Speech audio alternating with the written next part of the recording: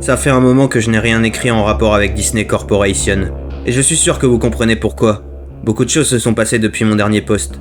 J'ai reçu d'innombrables questions et messages inquiets de la part des gens qui ont lu mon premier manuscrit sur le palais de Mowgli, un chef-d'œuvre construit puis abandonné par Disney. Je voudrais remercier tous ceux qui ont copié mon post. Il a été supprimé quelques fois, principalement sur des sites partenaires aisément appuyés par des personnes plus influentes. Cependant, pour chaque topic effacé, il a semblé en apparaître plus d'une centaine.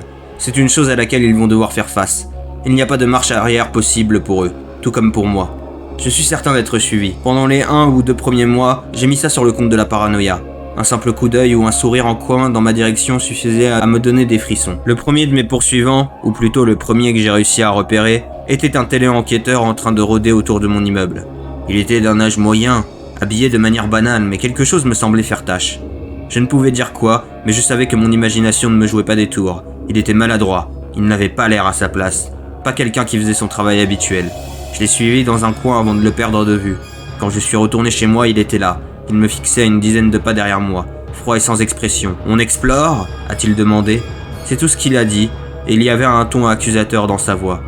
Dites-moi quel genre de subalterne ferait ça. Eh bien, je devine qu'il s'agit du pire moment de l'histoire. Ne jamais se sentir en sûreté, ne jamais se sentir seul. Ça et les produits que Disney laissait ça et là pour que je les voie. De petits Mickey en caoutchouc dans la boîte aux lettres. Un magazine Disney Adventures sur mon étagère. Il cache partout des petits Mickey. 3 cercles, un grand et 2 petits formant la silhouette de la tête de la célèbre souris. J'ai commencé à dresser une liste de tous les Mickey que j'ai retrouvés. Des ronds de café sur ma table, un grand, 2 petits. Des culs de bouteilles en verre rouge devant chez moi, vus de haut. Des graffitis sur un mur sur le chemin de mon travail. Une énorme terre, un petit soleil et la lune, chacun à la bonne place. Ils sont partout. Des gens m'ont contacté à ce sujet. Si vous repostez quoi que ce soit de ce que je vais dire, vous allez commencer à trouver ces putains de silhouettes autour de vous. Je vous le garantis. Le meilleur dans tout ça, et de loin, ce qui en fin de compte m'a plutôt fait rire à cause de l'horreur de la chose, était un dessin à la craie à côté de ma voiture. Surpris, j'ai commencé à parcourir le garage, ouvrant l'œil pour voir si j'apercevais mes suiveurs. Le contour me rappelait franchement, la victime d'un meurtre. Vous devez probablement y être habitué si vous avez lu mes précédents posts. Écrit en jaune, peint je crois, ces 2 seuls mots. Rétracte-toi. La seule bonne chose que j'aurais pu tirer de tout ça, c'est que je sais maintenant que je ne suis pas le seul à avoir vu quelque chose que je n'aurais pas dû voir. Je ne vais pas donner leur nom parce que, si je devais vous dire pourquoi, il faudrait faire comme si vous n'aviez rien entendu. Le chercheur se rend dans les parcs Disney à chaque fois qu'il le peut, tout au long de l'année. Il n'y va pas pour s'amuser ou profiter des attractions. Il cherche les Gascots. C'est apparemment une vieille tradition chez certaines personnes de rapporter avoir croisé d'étranges visiteurs dans le parc. Des personnes silencieuses, immobiles au regard fixe de tout âge et de toute taille. Des hommes et des femmes, des adultes, des enfants et des ados. Tous portant des masques à gaz dans le style de Disney. À l'époque, Disney aurait reçu de nombreuses plaintes au sujet de gens étranges qui suivaient les autres dans le parc. Des gens qui se rassemblaient en foule puis disparaissaient rapidement. Par la suite, les masques à gaz ont amené les gens à d'autres conclusions et des signalements de possibles terroristes ont commencé à fuser. L'ensemble de ces rapports a certainement directement atterri dans la poubelle. Je sais très bien que je ne trouverai aucun de ces témoignages dans les médias. Vous savez sans doute que Disney contrôle la presse mieux que quiconque. Le chercheur va dans les parcs, parle à certaines personnes et essaie de ne pas attirer l'attention. Il demande juste à 3 ou 4 familles si elles ont croisé son ami, qui porte un drôle de masque. Il n'a encore jamais vu un Gascot de ses propres yeux, même si un jour, un enfant lui en a indiqué un du côté de Frontier Town. Alors qu'il courait dans la foule, il avait entendu une voix crier « Maman, je veux un masque à air de Pluto moi aussi !» Un individu que j'appellerais maître nageur a travaillé dans un parc aquatique Disney de 2001 à 2003. Il était posté au sommet d'un immense toboggan et s'assurait qu'aucun enfant ne chahute trop.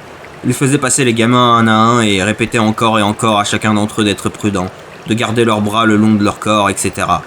Un jour, selon lui, un enfant plutôt gros a descendu le tube et n'est pas ressorti à l'autre bout. Il a fait passer 2 ou 3 enfants à sa suite, le tout à un rythme soutenu. On aurait donc pu s'attendre à ce que si le gros s'était retrouvé coincé, ceux qui le suivaient l'auraient été aussi. Eh bien non. Seul le gros garçon avait disparu. Tous les autres étaient arrivés au bout sans encombre, riant et s'éclaboussant comme s'il ne s'était rien passé. Le maître nageur a fermé le toboggan au grand désespoir des enfants qui attendaient derrière, mais avant qu'il ait pu appliquer aucune de ces strictes procédures qu'on lui imposait, splash, le gros a fini par sortir. Les membres du personnel ont tiré l'enfant hors de l'eau. Il avait coulé comme une pierre au moment de tomber dans le bassin. Sa peau était bleue et il ouvrait des yeux ronds. Tout ce qu'il voulait dire c'était « enfant sans visage et arrêtez de m'écraser ». L'enfant allait bien au cas où vous vous le demanderiez. Il a immédiatement été transporté au centre médical. Quand on a demandé au maître nageur de rouvrir le toboggan, il a objecté avec force que l'attraction n'était clairement pas sûre. Malgré ses plaintes, il a été menacé de licenciement et a rouvert le manège à contre-cœur. À partir de là, il a gardé un œil plus attentif sur les enfants. Assez souvent, ils ne sortaient pas dans l'ordre où ils entraient.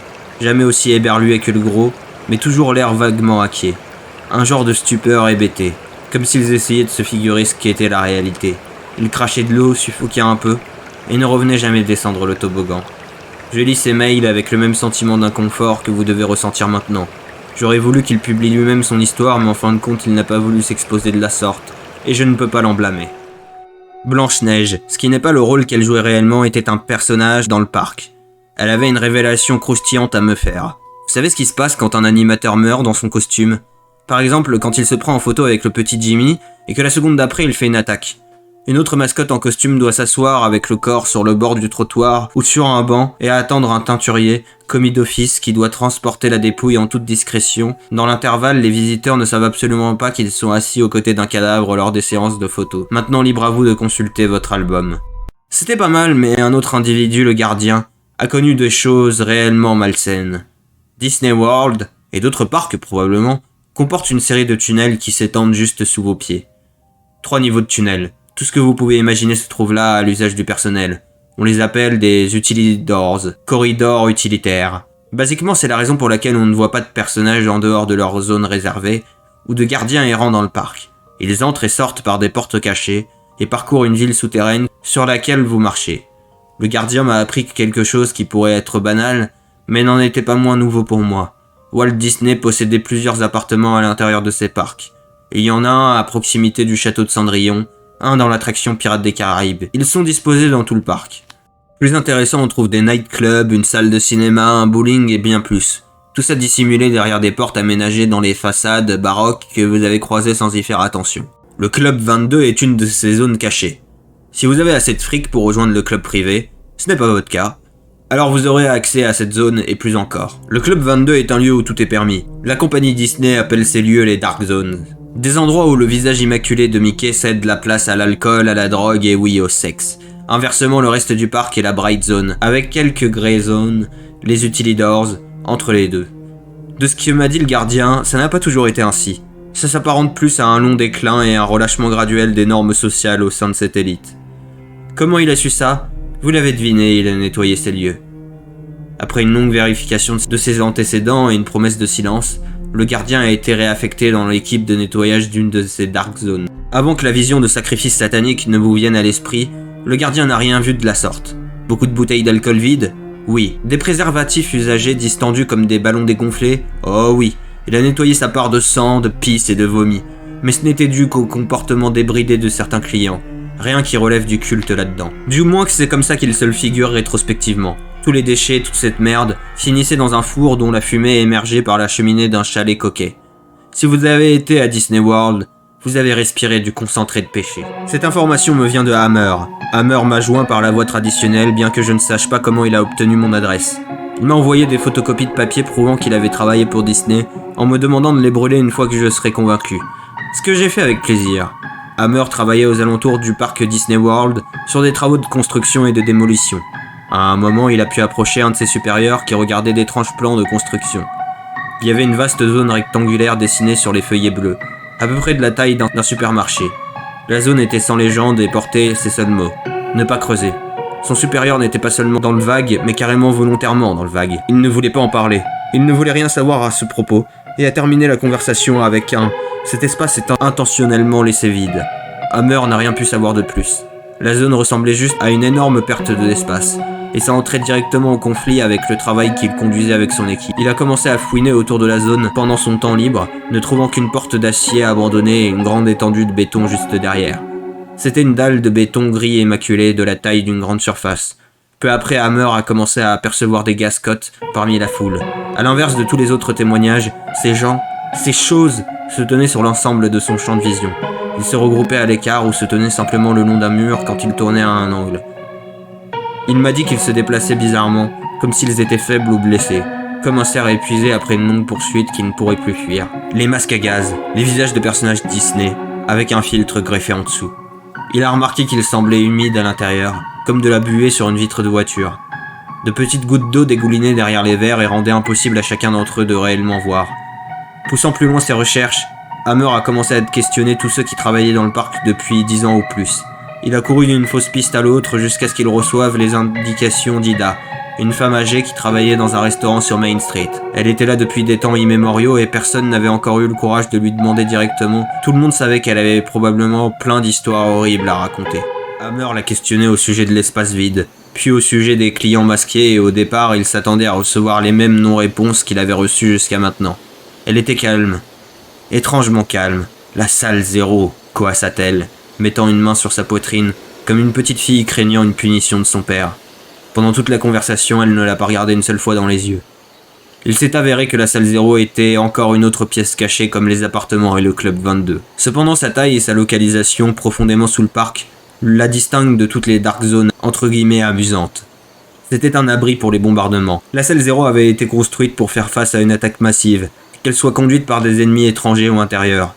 Elle était conçue pour stocker assez de rations pour nourrir un nombre de clients moyens à tout moment, et héberger une plus petite mais luxueuse panic room pour les hauts placés de chez Disney. Durant la Seconde Guerre mondiale, les masques à gaz officiels Disney étaient en fait produits à destination des enfants et devaient être portés en cas d'attaque.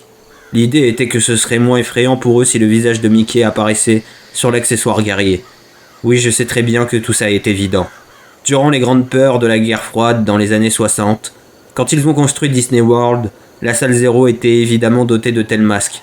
Soit ils se préoccupaient des craintes des enfants, soit de leur impitoyable image de marque, toujours est-il que ces choses se sont retrouvées là. Par la suite, un génie a décidé que les gamins seraient aussi effrayés par les masques que portent leurs parents. Ainsi, tous les masques des petits comme des grands se sont conformés à cette norme délirante. Ida décrivait ça comme penser une plaie avec du jus de citron. Rien de tout ça n'explique ce qu'a vu Hammer cependant. Pas seulement leur aspect apparemment surnaturel, mais aussi cette salle complètement vide. J'y ai été, lui a-t-il expliqué. Il n'y a rien d'autre qu'un sol en béton, entre 4 murs. Non. Ida a secoué la tête et s'est couvert la bouche en étouffant un sanglot. Vous étiez au-dessus. Un jour, quelque chose ou quelqu'un a fait sonner l'alarme, quand le parc était saturé de visiteurs. L'avertissement était clair. C'était une attaque aérienne. Les employés de la sécurité ont fait descendre tout le monde au fond. Tout au fond de l'immense abri. Là, on leur a ordonné de mettre leurs masques et de courber l'échine, pour la durée de l'assaut. Tout a été plutôt calme pendant une 30aine de minutes, si on accepte les pleurs des enfants et les murmures effrayés. Aucun d'eux ne voulait mourir, et ils étaient plutôt reconnaissants pour ces étranges mesures de sécurité. Et alors le premier cri s'est fait entendre. « Hé !» cria un homme. « Cessez de me pincer !» Des vagues de couinements et de clapissements traversaient la foule d'un mur à l'autre, allant et venant. « Qui c'est qui court là ? Arrêtez-vous » brailla un autre. « Qui est en train de rire ? Ce n'est pas drôle !»« Oh, qui m'a marché sur le pied ?» Malgré les responsables de sécurité qui intimaient à la foule de garder son calme, elle devenait de plus en plus agitée, jusqu'à ce qu'après près d'une heure de folie, la lumière a vacillé, et ils sont morts. Ce qui a suivi ne pourrait être décrit que comme un chaos total. Dans le noir, seuls les gémissements des petits et les cris angoissés des grands se faisaient entendre en un vacarme de plus en plus massif, qui assourdissait les occupants de cette salle obscure. Un groupe de membres du personnel et un petit nombre de visiteurs chanceux s'effrayaient un chemin jusqu'à la sortie, prêts à affronter la guerre au dehors plutôt que la folie derrière eux. Ce qu'ils ont trouvé, bien sûr, c'est un parc désert, et de fait parfaitement intact. La musique jouait toujours, résonnant dans les bâtiments de contes de fées. En retournant à la salle 0, les quelques personnes qui se sont arrêtées au sommet de l'escalier d'acier, qui descendait dans les profondeurs de l'abri, n'ont rien entendu de l'agitation à laquelle ils venaient d'échapper. Il n'y avait que le silence. Ida elle-même a descendu cet escalier malgré les supplications de ceux qui restaient derrière. Elle a franchi les portes renforcées, bientôt entourée par l'obscurité, n'entendant que le bourdonnement dans ses oreilles. Une unique voix s'est fait entendre dans le noir. À cause de l'écho, il était impossible de dire si cette voix rauque et moqueuse émanait du fond de la pièce, ou si elle était juste devant elle. « Fermez la porte, ma chère. Vous laissez entrer le froid. » Saisie par la terreur, elle a fait ce à quoi vous vous attendez. Depuis ce jour, l'abri, l'escalier, tous ces trucs, étaient couverts d'une épaisse couche de ciment. Les systèmes d'aération et les générateurs sur le dessus avaient été retirés, créant ainsi ce grand espace vide. « Ils sont toujours là-dessous, » dit Ida à Hammer. « Là-dessous, avec ça. » Vous remarquerez que j'ai cité le nom d'Ida. Malheureusement, elle nous a quittés peu après avoir raconté son histoire. Une chute accidentelle, soi-disant, en sortant du lit pour allumer sa lampe. Une employée si dévouée, d'après les journaux, que sa chambre entière était couverte de Mickey.